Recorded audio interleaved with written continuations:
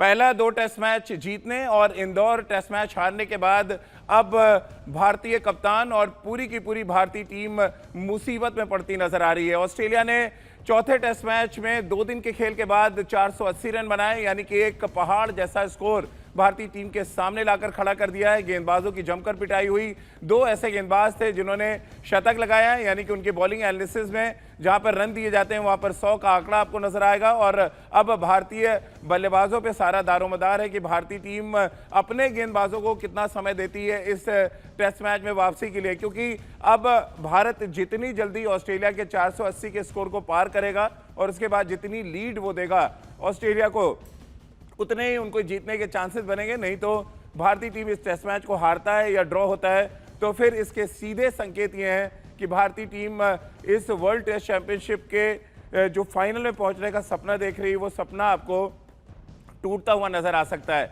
आज दूसरे दिन के खेल पे बातचीत करेंगे। हमारे साथ हमारे क्रिकेट एक्सपर्ट सबा करीम और राजकुमार शर्मा जी होंगे।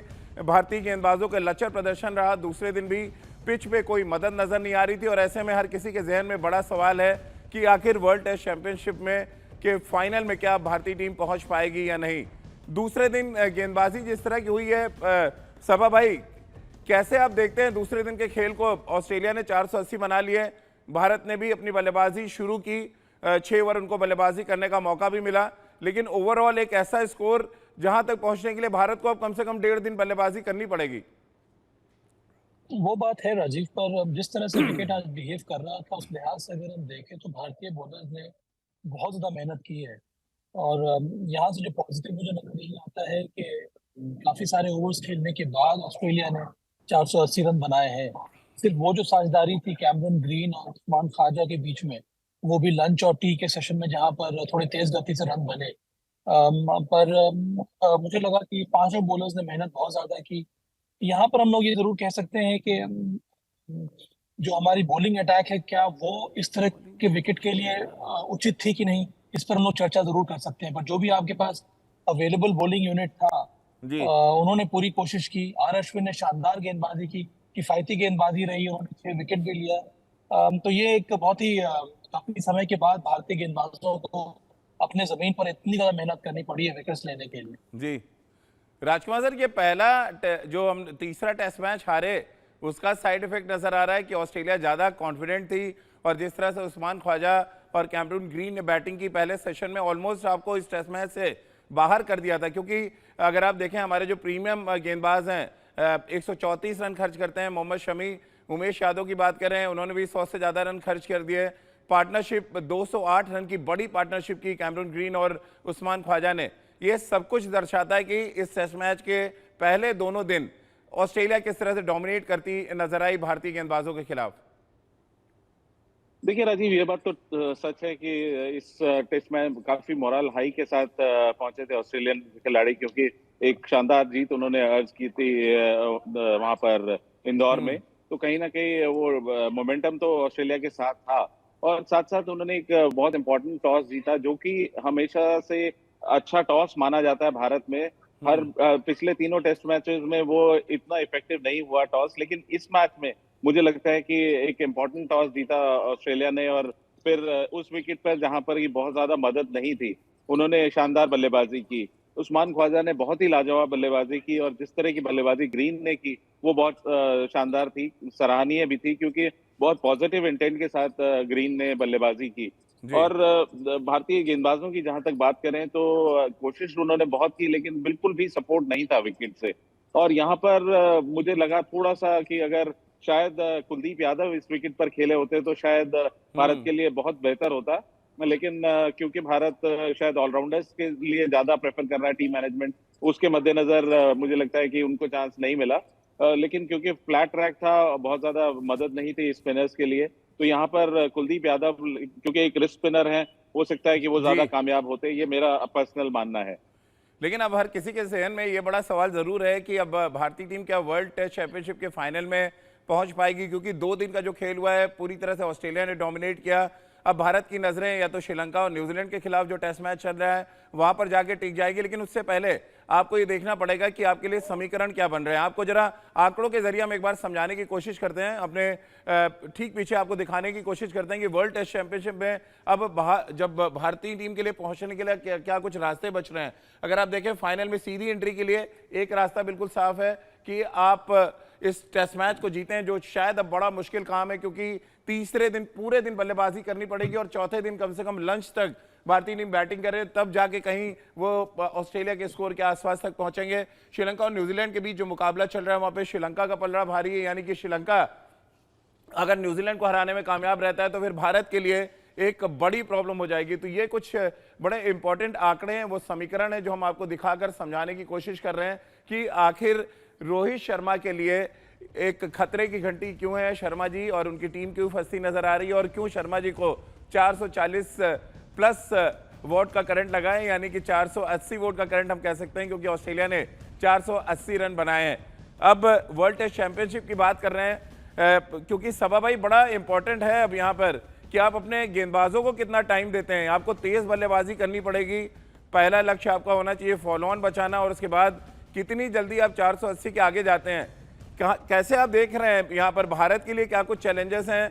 गेंदबाजी उतनी धारदार नहीं रही, अब क्या पहली बार जैसे कि ऑस्ट्रेलिया के बल्लेबाज चमके, क्या कुछ लेसन आप उनसे ले सकते हैं और आपके बल्लेबाजों से कितनी उम्मीद रख रहे हैं आप? ये अब ऐसा टेस्ट मैच है जहां पर अब भारत के बल्लेबाजों को डोमिनेट करना पड़ेगा राजीव। इसके पहले 3 टेस्ट मैचेस में हम लोगों ने देखा था कि टॉप ऑर्डर हमारा एक तरह से फेलियर रहा है, पर ये एक अच्छा मौका है। शानदार विकेट अभी भी खेल रहा है, उसमें थोड़ा बहुत वेयर एंड टेयर देखने को मिल, पर ऐसा कुछ अलग नहीं है जहां पर आप ठीक तरह से चाहें अगर अप्लाई करें तो रन नहीं बना सकते हैं। तो एक बार मुझे लगता है कि साझेदारी अगर बनने लगती है तो फिर आपको तेज गति से रन बनाना होगा।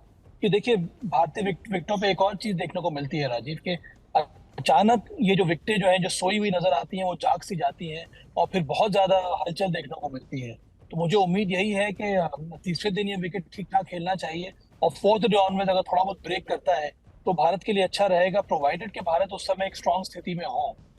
तो ये सारी चीजें देखिए अब अंत में निर्भर करती है कि भारत किस तरह से बल्लेबाजी करता है, और ये बहुत बड़ी जिम्मेदारी है भारत के टॉप ऑर्डर के ऊपर तो एक बड़ा स्कोर खड़ा करो, दबाव डालें ऑस्ट्रेलियाई गेंदबाजों के ऊपर और ऑस्ट्रेलिया के बल्लेबाजों के ऊपर जब वो आएंगे दूसरी पारी में बैटिंग करने के लिए। तब तो अगर हम ऑस्ट्रेलिया की बात करें तो कैमरन ग्रीन और जिस तरह से उस्मान ख्वाजा ने बल्लेबाजी की, ऑलमोस्ट भारत को संकट में डाल दिया, एक ऐसे चक्रव्यूह में डाल दिया जहां से भारत को अब निकालने का काम रोहित शर्मा एंड कंपनी को करना पड़ेगा। यानी कि टॉप ऑर्डर के जो आपके 5 या 6 बल्लेबाज हैं उनमें से 2 बड़ी पारियां आपको इस टेस्ट मैच में खेलनी पड़ेगी, तभी आप इस टेस्ट मैच में वापसी कर पाएंगे और फिर वर्ल्ड टेस्ट चैंपियनशिप की तरफ अपने कदम आगे बढ़ा पाएंगे। एक बार फिर आंकड़ों के जरिए जरा आपको समझाते हैं कि इस साझेदारी के क्या मायने हैं। अगर आप पिच पर समय बिताते हैं टेस्ट क्रिकेट में तो फिर आपके पास किस तरह से मौके बनते हैं, एक बार आपको यहाँ पे दिखाने की कोशिश करते हैं। ख्वाजा और हेड के बीच में 61 रन की साझेदारी ऑस्ट्रेलिया के लिए पहली बड़ी साझेदारी थी। ख्वाजा और स्मिथ के बीच में 79 रनों की साझेदारी। सबसे इंपॉर्टेंट है वो जो गेंदें खेली हैं ऑस्ट्रेलिया के जो बल्लेबाज है, 248 गेंदें खेली स्मिथ और ख्वाजा ने। ख्वाजा और ग्रीन ने 358 गेंदें खेली और 208 रनों की साझेदारी रही। राजकुमार सर, ये पार्टनरशिप जो बनती रही, इससे पहले कि पूरी सीरीज में हमने देखा कि पार्टनरशिप नहीं बन रही थी, पार्टनरशिप कितनी इंपॉर्टेंट अब आप देख रहे हैं। गेंदबाजी में पार्टनरशिप नहीं बनी, अश्विन अकेले 6 विकेट लेते हैं, बाकी के गेंदबाजों का साथ नहीं मिलता तो 480 बन जाते हैं।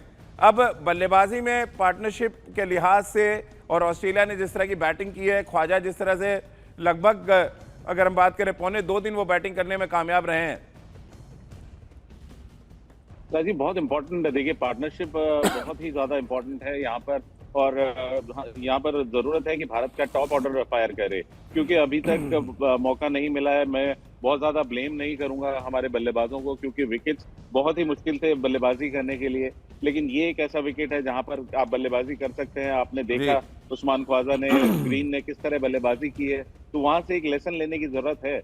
और मुझे पूरी आशा है कि भारतीय बल्लेबाज कैपेबल हैं ये सब करने के, और भली भांति जानते हैं कि उन्हें यहाँ पर किस तरह का रोल प्ले करना है, इस विकेट पर किस तरह की बल्लेबाजी करनी है। और विकेट अभी तक बैटिंग के माकूल है, बहुत ज्यादा वियर एंड टियर नहीं है।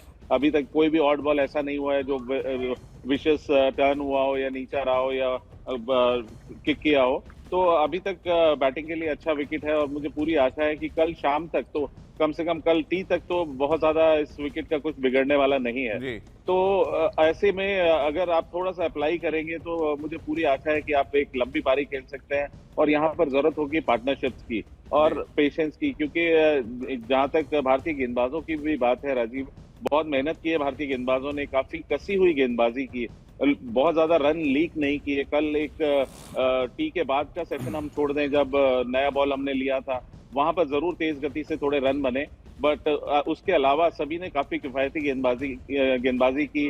रोहित शर्मा ने अच्छा फील्ड प्लेसमेंट किया, इन एंड आउट फील्ड लगाया कि बाउंड्री लाइन पर भी चौके रोकने के लिए फील्डर खड़े थे। तो कुल मिला के मेहनत तो भारतीय गेंदबाजों ने, फील्डर्स ने काफी की है। अब जिम्मेदारी बल्लेबाजों के ऊपर है कि वो इस विकेट पर पार्टनरशिप बनाएं और टॉप ऑर्डर में से 2 प्लेयर लंबी पारी खेलें। 167 ओवर बल्लेबाजी की है सभा भाई ऑस्ट्रेलिया ने, और भारत ने एक अच्छा स्टार्ट किया क्योंकि आज जब दिन का खेल खत्म हो रहा था तो 7 ओवर में 25 रन रोहित और शुभमन गिल ने बनाया और बहुत अच्छा तेज स्टार्ट किया, बहुत पॉजिटिव बैटिंग कर रहे थे। क्या पिच इतनी आसान है कि यहाँ पर जिस स्ट्राइक रेट के साथ ऑस्ट्रेलिया खेली, अगर आप उससे तेज खेलते हैं तो क्या अभी भी ऑस्ट्रेलिया पे दबाव बनाया जा सकता है, आपको लग रहा है? देखिए, सोच तो यही होनी चाहिए। भारत को हमेशा ये कोशिश करनी चाहिए कि वो दबाव कैसे डालें ऑस्ट्रेलिया के ऊपर, और वो तभी पॉसिबल है जब भारत एक तो साझेदारियां बनाए और उसके साथ साथ तेज गति से रन बनाए। क्योंकि यहाँ पर देखिए, ऑस्ट्रेलिया के लिए ज्यादा कुछ है नहीं इस टेस्ट मैच में। वो तो कोशिश जरूर करेंगे ये टेस्ट श्रृंखला को ड्रॉ करने के लिए, पर वर्ल्ड टेस्ट चैंपियनशिप के फाइनल में क्वालिफाई कर गए हैं। तो जो भी इनिशिएटिव ज्यादा लेनी है राजीव, वो इंडिया को ही लेनी होगी। उस लिहाज से अगर हम देखें तो तेज गति से रन बनाना सबसे बड़ा काम होगा भारत के लिए, और उसके लिए बहुत जरूरी है कि टॉप ऑर्डर शानदार बल्लेबाजी करे। और जिस तरह का विकेट है, उम्मीद यही है कि टॉप ऑर्डर को और अच्छी बल्लेबाजी करनी चाहिए। एक बात मैं स्ट्रैटेजी की करना चाहता हूँ कि आज मुझे थोड़ा हैरानी हुई कि हमारे पेस बॉलर्स ने छोटी गेंदों का इस्तेमाल नहीं किया। कल हम लोगों ने देखा था कि कैमरन ग्रीन को थोड़ा बहुत तंग किया था, उस्मान ख्वाजा भी थोड़े बहुत परेशान हो रहे थे शॉर्ट पिच डिलीवरी से। आज बहुत कम हम लोगों ने शॉर्ट बॉल स्ट्रैटेजी अपनाई, जिसकी वजह से मुझे लगता है थोड़ी आसानी हुई ऑस्ट्रेलिया के बैटर्स को रन बनाने में। हमने देखा उस्मान ख्वाजा ने जिस तरह से बल्लेबाजी की, आपने भी उनको देखा होगा राजीव, कि कई बार तो मुझे लगा जो बॉल ऊपर खेलनी चाहिए थे वो बैकफुट पर खेल रहे थे क्रीज में खड़े होकर, और उसके बावजूद कुछ विकेट में हो नहीं रहा था। तो ये दर्शाता है कि विकेट काफी अच्छा है और उम्मीद यही है कि भारत पे खड़ा करे अपने पहली पारी में। राजकुमार सर, क्योंकि उस्मान ख्वाजा ने एक लंबे समय तक बैटिंग की, एक रिकॉर्ड भी उन्होंने अपने नाम किया। दिनेश चांडीमाल के बाद दूसरे ऐसे विदेशी बल्लेबाज बने जिन्होंने 400 से ज़्यादा गेंदें खेली हैं। यानी मैं इसलिए ये सवाल कर रहा हूँ क्योंकि इस पिच में ऐसा कुछ नहीं है जहाँ पर आपको बल्लेबाज परेशान करे, बस विल पावर की ज़रूरत है। ये विल पावर, ये ग्रिट दिखाने 480 जब आपके स्कोर बोर्ड पे सामने लगाओ, कितना चैलेंजिंग होगा भारतीय बल्लेबाजों के लिए, देखते हुए कि पूरी सीरीज में टॉप ऑर्डर हमारा चला नहीं है। रहेगा ही बैक ऑफ द माइंड, आप कुछ भी कहें कि भारतीय टीम बहुत स्ट्रांग है, विकेट अच्छा है, लेकिन कहीं ना कहीं 480 एक बहुत बड़ा स्कोर है और ऑस्ट्रेलिया एक ऐसी टीम है जो बिल्कुल भी किसी भी स्टेज पर रिलैक्स नहीं करती, और उनके पास नेथन लायन के रूप में एक शानदार ऑफ स्पिनर हैं और मिचेल स्टार्क भी हैं वहां पर। तो बहुत आसान तो नहीं होंगी चीजें, लेकिन क्योंकि विकेट से कुछ नहीं है और भारतीय बल्लेबाज मुझे लगता है कि सक्षम हैं बड़ी पारी खेलने के, और तो मुझे पूरी आशा है कि अगर शुरू में कल अगर हम जल्दी विकेट नहीं खोते तो भारतीय टीम एक अच्छी साझेदारी बनाती रहेगी और लंबा स्कोर 1-2 प्लेयरों को करने की जरूरत है। और सभी, अगर आप भारत के टॉप 5 बल्लेबाज देखें राजीव, तो सभी कैपेबल हैं लंबी पारी खेलने के। भले आप पुजारा की बात कर लें, शुभमन गिल की बात कर लें, रोहित शर्मा की बात कर लें, विराट कोहली या इवन श्रेयस अय्यर, सभी कैपेबल हैं कि वो लंबे 150-200 रन अकेले दम पर बना सकते हैं। तो जरूरत है एप्लीकेशन की, जैसा आपने कहा कि कितना एप्लीकेशन दिखाते हैं वो इंपॉर्टेंट होगा इस विकेट पे, क्योंकि विकेट में बहुत ज्यादा ऐसा कुछ नहीं है जो बॉलर्स को सपोर्ट कर रहा हो। सबा भाई, लंच के बाद जब खेल शुरू हुआ तो हमने देखा मोहम्मद शमी ने सरप्राइज किया था, या लंच से पहले भी का जो एक छोटा स्पेल था, उन्होंने कैमरून ग्रीन और उस्मान ख्वाजा दोनों को अपनी शॉर्ट पिच गेंदबाजी से सरप्राइज किया। क्या ऑस्ट्रेलिया इसको एक वेपन के तौर पे इस्तेमाल कर सकता है? क्योंकि थोड़ा सा अनइवन बाउंस था, कुछ बॉलें आपके कंधे तक आ रही थी, कुछ सर पे आ रही थी, और जब शॉर्ट बॉल किया गया तो बड़े अनईजी पोजीशन में नजर आए ग्रीन भी और उस्मान ख्वाजा भी। अब भारत की क्योंकि एक बड़ी वीकनेस है, लेकिन ऑस्ट्रेलिया की परेशानी है कि उनके पास एक क्वालिटी फास्ट बॉलर है, बाकी वो ग्रीन उनके साथ हैं जो एज ए सपोर्ट बॉलर इस्तेमाल किए जाएंगे। हाँ राजीव, पर कैमरून ग्रीन भी गति के साथ बॉलिंग करते हैं और वो लंबे कद के खिलाड़ी हैं। जी, शॉर्ट पिच डालेंगे तो उसका असर होगा। देखिए ये विकेट बहुत धीमा है, यहाँ पर आप जब भी आप शॉर्ट पिच डालेंगे तो बल्लेबाज को थोड़े बहुत परेशानी होती है, क्योंकि जिस गति से आप उम्मीद करते हैं कि बॉल आएगी आपके तरफ, वो होता नहीं है। इसी वजह से बैटर्स को परेशानी हो रही है। वो एक प्लॉय जरूर है और मुझे यकीन है कि आज ऑस्ट्रेलिया के दोनों पेस बॉलर्स इस प्रकार की रणनीति का भी इस्तेमाल जरूर करेंगे।